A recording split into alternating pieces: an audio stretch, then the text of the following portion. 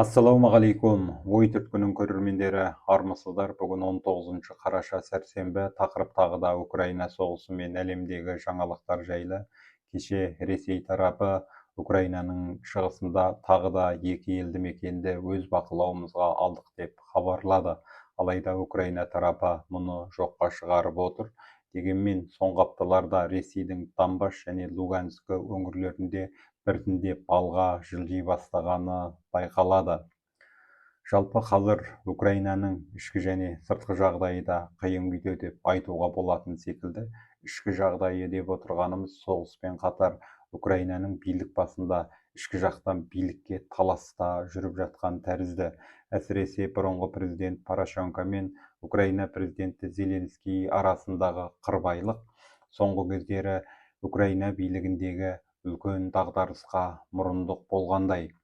Әрине, соғыс аяқтағаннан кейін Украинада үлкен сайлау өтетіні анық. Осы сайлауда кімнің елдің тізгінін ұстайтыны жөніндегі мәселе қазірдің өзінде Украин халқын екіге жарып бара жатқан тәрізді. Сосында Украинаның бұрынғы президенттері өткен айда мәлімдеме жасап, Украина халқын бірлікке шақырып, қазір сайлау өткізетін кез емес екенін бірнеше мәрте айтқан еді. Дегенмен соңғы деректерге қарағанда Украинаның билік басындағы қырқыс және билікке талас әлі тоқтамаған көрінеді. Сонымен қатар өз елінде қан қасап соғыс болып жатқанына қарамастан елдегі жемқорлықта тиылмай тұрған тәрізді. Оған Еуроодақтың қайта шүйлігіп, егер Украина Еуроодаққа қосылам дейтін болса, елдегі жемқорлықты тыю керек деген мәселені де алға тартып отыр. Ал іргеден соғыс ашып барған сайын алқындап келе жатқан жаудың түрі анау. Сосында Зеленскийдің шақшадай басы шарадай болып шетел аралап шауып жүр. Кеше ол Франция президенті Эммануэль Макронмен кездесіп, қомақты тоқтам жасасты. Атап айтқанда, Франция алдағы 10 жыл ішінде Украинаға 100 дана Рафаэль ұшақтарын беретін болды. Бұл жойғыш ұшақтар келер жылдан бастап Украинаға жеткізілуі мүмкін деген болжамда айтылып жатыр.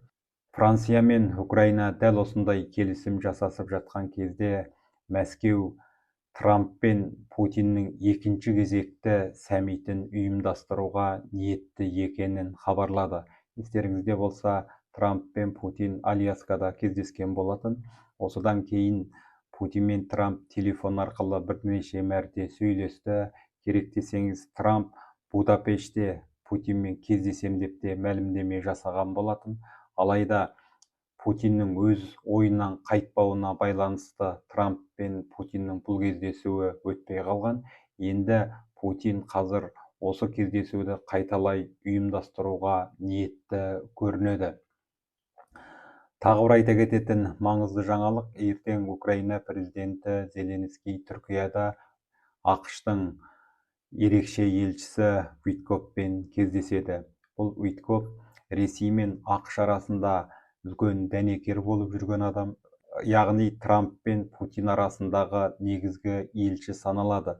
Дегенмен батыстық сарапшылар дәл осы Уиткоптың Путиннің сөзін Трампқа тура дұрыс жеткізіп жүргеніне күмәндана бастады. Өйткені осыдан бұрынғы бірнеше реткі келіссөздерде Уиткоптың Путиннің сөзінің мағынасын толық түсінбегені, яғни аусай түсініп Трампқа қате ақпарат жеткізгені бақ беттерінде жазылған болатын.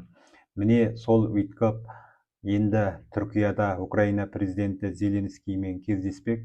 Осы кездесуде Зеленский Ресеймен алдағы тұтқын алмасу мәселесін талқылауға ниетті екенін айтпақ көрінеді. Сонымен қатар батыстың кейбір ақпарат құралдары Украина президенті Зеленский Түркия арқылы Ресеймен қайтадан келіссөздерді бастауды да өтінбек деген ақпаратты да жазып таратып жатыр. Қысқасы, Украина президенті Зеленский мүмкіндігінше тезірек келісімге келуге мүдделі секілді. Өйткені осыдан бұрын да соғысты қазіргі майдан шебі бойынша тоқтатып, мәселені үстел басында шешейік деген түйінді осыдан бұрын бірқанша мәрте қайталаған.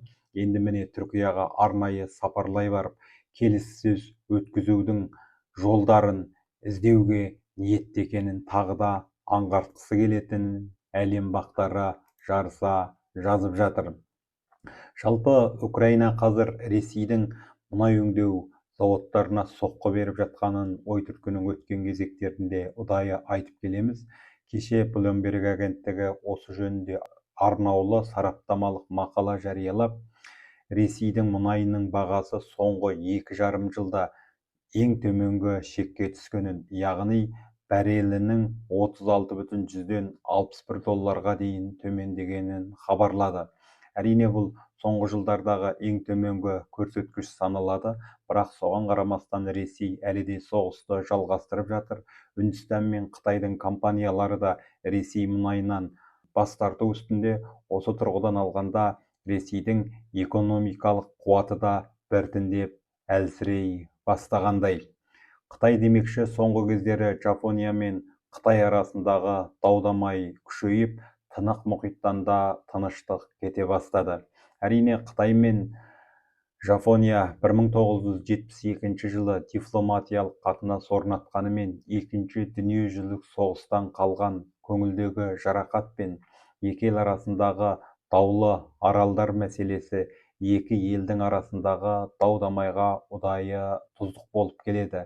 Жақында ғана сайланған Жапония тарихындағы тұңғыш әйел премьер-министр Сана Такайти батыл мәлімдеме жасап, Қытай Тайванға күш қолданса, Жапония мұны тіршілік қауіпсіздігіне төнген тікелей қатер деп бағалайтынын ашық айтты. Оның бұл мәлімдемесі, егер алда-жалда Қытай Тайванға басып кірсе, Токиода заң жүзінде қақтығысқа араласуға дайын екенін аңғартты. Такайти осыдан бұрын қазір күшінде тұрған 3 антиядролық принциптерді, атап айтқанда ядролық қаруларға ие болмау, оны жасап шығармау және Жапония аумағына ешбір елдің ядролық қаруын орналастырмау мәселесін қайта талқылауды ұсынған болатын. Оның айтуынша, бүгінгі жаһандық ахуал 1945 жылдағы әлеммен мүлде салыстыруға келмейді. Қарулы қақтығыстардың жиілеп, ядролық державалардың бәсекесі күшейген тұста, Жапония бұрынғыдай тек ақш-тың ядролық қолшатырына арқа сүйеп отыра алмайды. Вашингтонның өзі қазір әлемнің әр нүктесінде саяси тартысқа түсіп жатқан шақта Жапонияны толық қорғауға кепілдік бермейді. Ал Жапонияның қауіпсіздігі дәл осы тежеуші күшке ие, яғни ядролық қаруға тәуелді, деді ол. Жалпы Жапония соңғы 60 жылда ұдайы 3 антиядролық ұстанымын бұлжытпай сақтап келеді.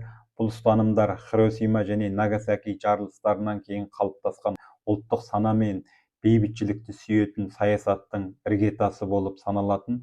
Дегенмен жаңадан сайланған әйел премьер осы жағдайларды өзгерткісі келетінін ашық аңғартты. Өйткені өңірдегі жағдай бұрынғымен мүлде ұқсамайды. Себебі Қытайдың әскери қуаты барған сайын артты. Солтүстік Корея ядролық қарулар сынағын өткізуін тоқтатар емес. Сонымен қатар Ресей мен Қытай барған сайын жақындасып, әскери ынтымақтастықты күшейту үстінде.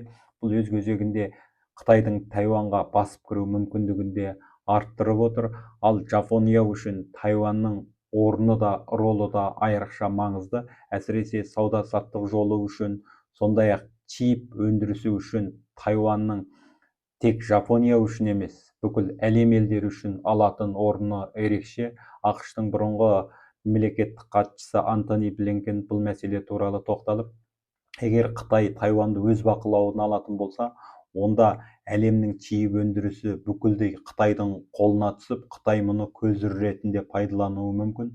Сондықтан ақш бұл мәселеге келгенде өте байсалды позиция ұстанады деп мәлімдеген болатын. Қазірше айтарымыз осы. Ықыластарыңызға рахмет. Келесі кездескенше сау, саламат болыңыздар. Еліміз аман, жұртымыз тыныш болсын.